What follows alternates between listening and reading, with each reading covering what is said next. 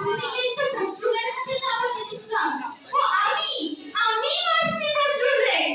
কিন্তু আমি মাইরা ফেলাই নাই। আমি তো শুধু প্রথম আঘাত করছি। আর হচ্ছে তবে ও মাইরা না। আমার বুকটাকে ধরলো। আমি ভাবলাম এইটুকু বলারে মাইরা দেবো। আমি আর মারতে পারিনি। কিন্তু না, আমি থামছি, ওরা থামে নাই। আমি যা করতে পারিনি ওরা তা করে দেখাইছে। তাই আমি ওদের থেকে জয় থাকতে পেরেছি। সাব্বাস, তোরাই তো আমার প্রজন্ম। সাব্বাস, এখানে আমি সবাই আমি, এখানে সবাই আমি।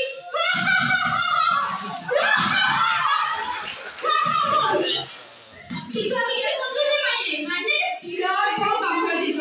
তাই খুব ছোটখাটো কাজ করি। যেমন সেদিন একটা লোককে দেখলাম নামাজ পড়তেছে। ভাবলাম গিয়া দেখি, যেটা খুঁজে গিয়া দেখি। কিন্তু গিয়া দেখলে ওই লোকটা নামাজ ঠিকই পড়তেছে, নামাজের জায়গাটাই আছে, কিন্তু মাথাটা টেলিভিশনে। কি আর করবো, হতাশ হয়ে চলে আসলাম।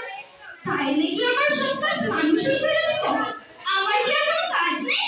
আমি কি বেকার হয়ে যাবো? না না না না না, আমি বেকার হবো না।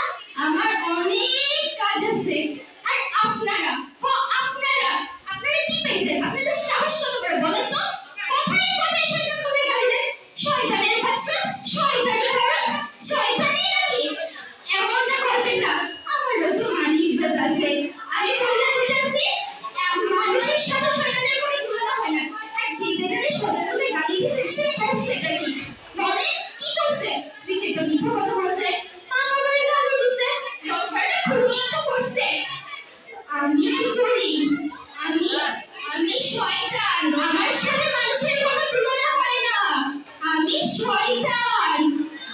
বলতে দিতেছি, এরকম কাজ করা বন্ধ করে দেন এখন থেকে।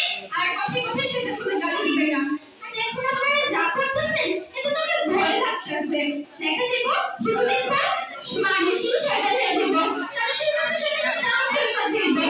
আমি বেকার হয়ে যাবো। এমনটা করে না, এই কথা অনুরোধ করতেছি। আমারও তো অস্তিত্ব থাকা দরকার। খাওয়া নাই, দাওয়া নেই, মইরা যাবো, কি আর হইব? কিন্তু অস্তিত্ব তো থাকা দরকার আমার। তা না হলে কিন্তু পৃথিবী চলবো। আমি বলতে দিতেছি, এমন করে বন্ধ করেন। আর আপনারা হয়তো মনে করতেছেন আমি এখানে এসে তামাশা দেখাইতেছি, আমাকে সময় নষ্ট করতেছি। না না না, এই যে আপনি, হ্যাঁ, আপনার না আজকে আপনার মায়ের সাথে দেখা করার কথা ছিল। 2-4 বার যে ফোনটা কাটছেন, ওটা আপনার মায়ের ছিল। মায়ের কথা শোনার সময় নাই, কিন্তু শয়তানের কথা শোনার সময় আছে। আর আপনার থেকে আমার এই আশা ছিল না। আজকে না আপনার বাবাকে ডাক্তারের কাছে নিয়ে যাওয়ার কথা ছিল। ভুলে গেছেন? ভুলে তো যাবেনই। আমি এদিকে থাকতে মনে থাকবে কিভাবে? আর আপনাদের সবাইকে বলতেছি, আজকে কে কে ফজর নামাজ পড়ে আসছেন বলেন তো? শুনেন নি? আজান শুনেন নি? শুনবেন কেমনে? রোজ সকালে আপনাদের খালি কি এত আরামের ঘুম পাড়ে? শুনবেন কেমনে? শুনবেন কেমনে? শুনবেন কেমনে? শেষ হয়ে গেছে।